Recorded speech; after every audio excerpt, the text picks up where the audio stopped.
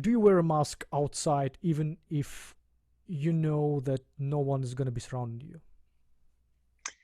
I have a mask with me all the time. The rule in San Francisco is you're supposed to wear it if you're within 30 feet of someone, and I follow that rule religiously. If I'm walking the dog and I cannot see anybody on the street, then I will wear it around my neck. There's the risk of transmission is zero in that point. When you Are you comfortable taking public transportation? I would try not to. I don't have to, luckily, and so I drive. But I would be comfortable flying carefully. I probably will in about 4 or 5 days to the East Coast. I would do it. I would be asking very hard questions about how important is this trip. I would minimize the amount of flying, but I believe that flying is reasonably safe. I will wear a mask and a face shield. Um, I'm going to be sitting by the window. I'm going to try to board late after everybody else is already on the plane. I'm bringing my own wipes. I'm going to wipe the hell out of my seat. I'm going to try hard not to go to the bathroom while I'm on the plane. But I think given that, I calculated the risk of flying, and the risk changes really depending on what you think the risk of, it really depends on the risk of COVID in the community in terms of people on the plane. But my best guess was the risk of catching it from a single cross-country plane flight is probably somewhere in the order of 1 to 500 to 1 in 1,000. And at my age, the risk of me dying from it is probably 1%. So that's sort of the odds I'm going with, is my chances of dying from that plane flight are probably around 1 in 50,000 to 1 in 100,000. And that's not zero, but I do other things in life that are not zero when they feel like they're worth it. So that's how I'm thinking about it. And I'd say the public, if I had to go somewhere, I think public transportation is probably a similar risk. And I'd be quite careful to absolutely mask. Probably if you have a face shield, wearing that on top of the mask is not a bad idea. What about just glasses? But they don't seem to help enough. I mean, so at work, for example, I wear a mask and I wear goggles over my glasses. So, the risk really is that a droplet will get into my eyes, and there's just too much room with my glasses to ensure that wouldn't happen. Gotcha. When you have to take the elevator, is it safe or it is not? Uh, it is, of all the factors that you think of, it's a very closed space with poor ventilation.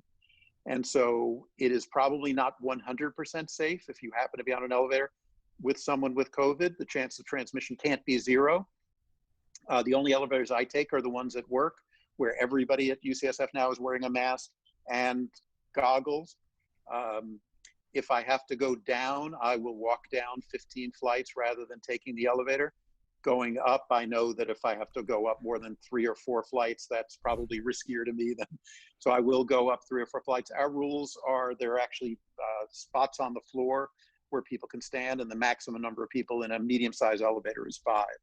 If I look in and there are already 4 people on it, I'll probably let that go and wait until there's what with just 3 people in it. If somebody with COVID rode the elevator prior to you and that person did not wear the mask, what's the chance that that can be still in air and you can catch it? Well, the chances that it could still be in the air are not zero. It probably, it does linger in aerosol. It probably the best analogy is if they had been smoking and there was cigarette smoke and you could still smell it. So the Hmm. fact that, and if they left the elevator 2 minutes ago, you probably still smell it. If they left the elevator 20 minutes ago, you probably couldn't. And so there probably is still very, very, very tiny amounts of virus still in aerosol form. It does not seem that that's a very efficient way to get it. Luckily, just getting one viral particle in your mouth doesn't seem to be enough to give it to you. It's like true for many infections. There's a dose effect. You need to have a certain amount of dose. And so just breathing in air that someone was in before you seems to be a very inefficient way of getting it. And the chances of getting it that way probably are not zero, but they're very, very, very low. If they're on the elevator while you were there, then the chances would be higher. Do you do grocery shopping or you use delivery services? I do grocery shopping. And when you buy groceries and you get home, Do you wipe them with sanitizer? I did for the first month. I don't anymore. I think we've become a little less concerned with transmission through what are called fomites, meaning touching things.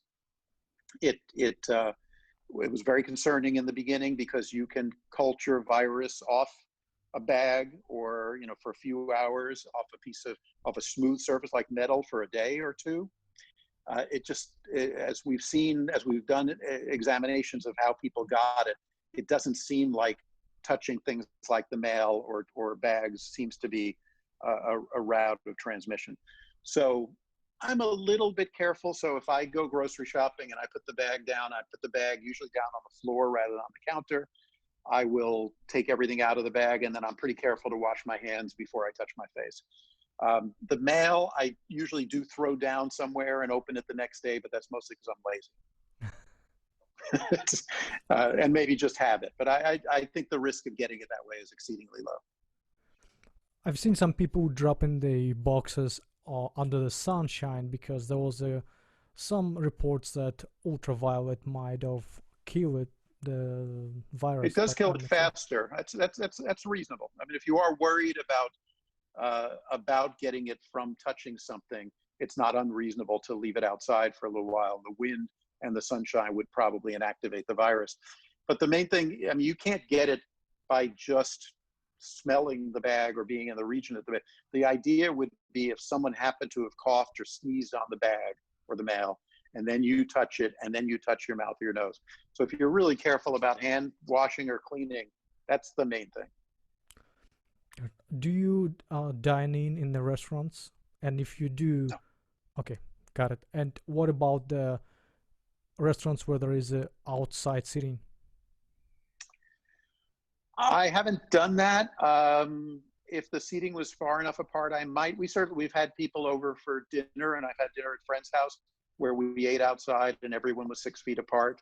And I feel comfortable doing that. So dining out in a restaurant, as long as people are appropriately distanced, obviously you can't wear a mask while you're eating. So I think the key is if you're outside and you are 6 feet apart, I think that feels reasonably safe. And just happens to be that I'd sort of rather take out food from the restaurant and bring it home than do that. Recognize I live in San Francisco and it's freezing in the summer, so there aren't that many restaurants where you want to be sitting outside. Yeah. So takeout is okay. Yeah, takeout's fine. What about staying in the hotel? So you're gonna be fine. Obviously, you consider staying in a hotel, I'm sure. We have a place where I'm going to, so if I had to stay in a hotel, I'd be fine with that. It really feels like at that point there's no one else in the room but you, Hmm. and so the issue is surfaces, and I would myself wipe down shiny surfaces like the sink and the toilet, to be just on the careful side. I wouldn't worry about the bed sheets or things like that. As long as they've been laundered, I think that's safe. And you would wipe them up with what? With hand sanitizer or with something Yeah, else? yeah. I mean, I think all these sanitary wipes that have germicidal Got it. cleaner in them that are perfectly fine. Are you comfortable going to a gym? I would not be. Got it. Yeah. Uh, I mean, in the Bay Area, they're not open around here, so it's not a choice. But yeah, we do all of our gym-like activities at home. Yeah, going it to. strikes me. I mean, the general rules are indoor spaces that are poorly ventilated, where people are going to be breathing heavily. Um, that's sort of as bad as it gets. So Mhm. being in a gym with other people I don't know who may be a few feet away from me and are breathing hard, that strikes me as being riskier than I need, putting myself in more risk than I would need to. Got it. So people who have a regular doctor checkups or something, is it safe to go now or they should postpone? Particularly in the California, Texas, in some uh, hotspots. Yeah, I think that's a judgment call. If it were just a checkup, my yearly checkup, I wouldn't go. If it were because I need to have my blood pressure managed or I may have just in the last week in my hospital, I've taken care of two or three pretty sick patients who, when you look at what happened, part of it was they were not getting their medical care Mm. for problems like blood pressure and their thyroid, and things went out of whack and they got sick. So I did, for example, I had a skin lesion that needed to be checked out to be sure it wasn't skin cancer. I went to see the dermatologist. If it's something that you don't need to see the person, virtually every doctor's office in the country now is doing televisits.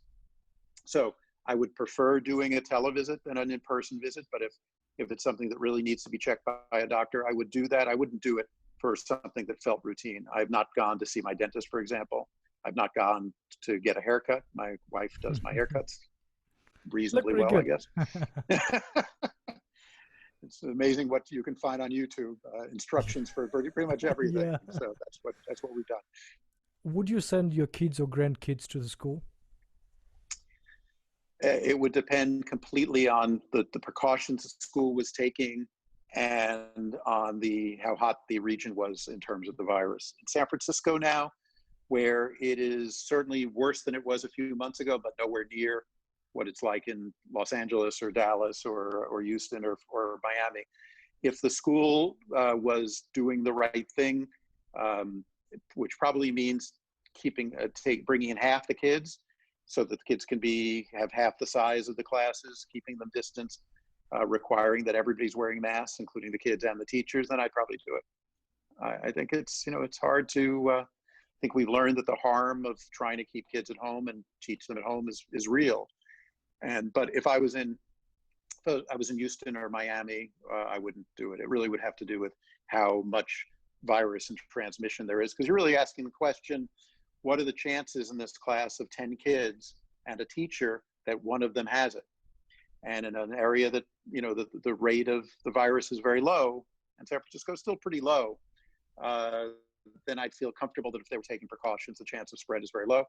In a place like Houston or Miami today, I think you would have to say there's a pretty decent chance that somebody in the school has the disease. They don't know it, and therefore the chance of transmission is too high.